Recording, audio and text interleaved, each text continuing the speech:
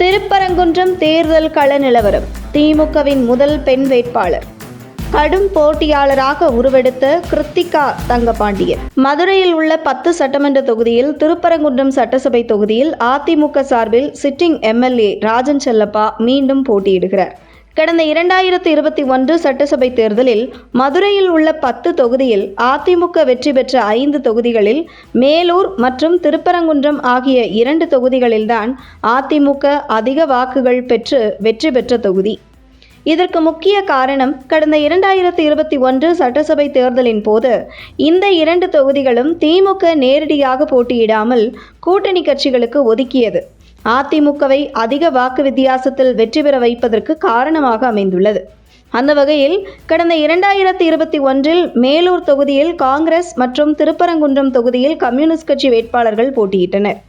இம்முறை மேலூர் தொகுதி மீண்டும் காங்கிரஸ் கட்சிக்கு ஒதுக்கப்பட்டது. ஆனால் திருப்பரங்குன்றம் தொகுதியில் திமுக நேரடியாக போட்டியிடுகிறது.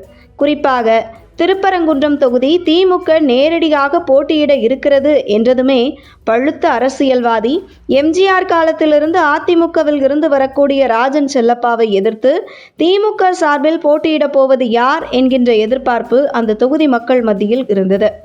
அந்த வகையில் கடந்த 5 வருடமாக திருப்பரங்குன்றம் தொகுதியை குறிவைத்து பல நலத்திட்ட பணிகளை திமுக சார்பில் முன்னின்று செய்து வந்த கிருத்திகா தங்கபாண்டியன் அந்த தொகுதி மக்கள் மத்தியில், குறிப்பாக மகளிர் மத்தியில் நன்கு பரிச்சயமானவராக திகழ்ந்து வருகிறார்.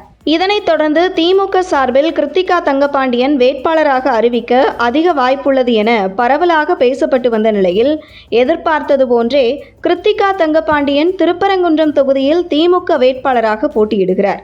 குறிப்பாக திருப்பரங்குன்றம் தொகுதி வரலாற்றில் திமுக சார்பில் போட்டியிடும் முதல் பெண் வேட்பாளர் என்பது குறிப்பிடத்தக்கது.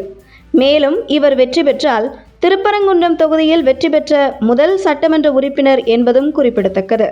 இந்த நிலையில் தற்போதைய திருப்பரங்குன்றம் தேர்தல் கள நிலவரம் இருமுனை போட்டியாகவே இருக்கிறது. தமிழக வெற்றிக் கழகம் சார்பில் சிடிஆர் நிர்மல்குமார் இந்த தொகுதியில் போட்டியிடுகிறார். திருப்பரங்குன்றம் தொகுதி மக்கள் மத்தியில் பரிச்சயம் இல்லாத நபர் என்பதால் வேட்பாளருக்கென தனி செல்வாக்கு இந்த தொகுதியில் நிர்மல்குமாருக்கு இல்லை.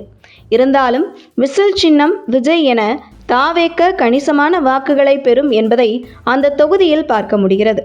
அந்த வகையில் நேரடியாக திமுக போட்டியிட இருப்பது அதிமுக வேட்பாளர் ராஜன் செல்லப்பாவுக்கு மிகப்பெரிய சவாலாக அமைந்துள்ளதை பார்க்க முடிகிறது. குறிப்பாக இந்த தொகுதியில் தொடர்ந்து கட்சி பாகுபாடின்றி பெண்களை குறிவைத்து நலத்திட்ட பணிகளையும் பரிசு பொருட்களையும் கடந்த 5 ஆண்டுகளாக வாரி வழங்கி வந்த கிருத்திகா தங்கபாண்டியனுக்கு திருப்பரங்குன்றம் தொகுதி மகளிர் வாக்குகளை மிகப்பெரிய பலமாக இருப்பதாக பார்க்க முடிகிறது.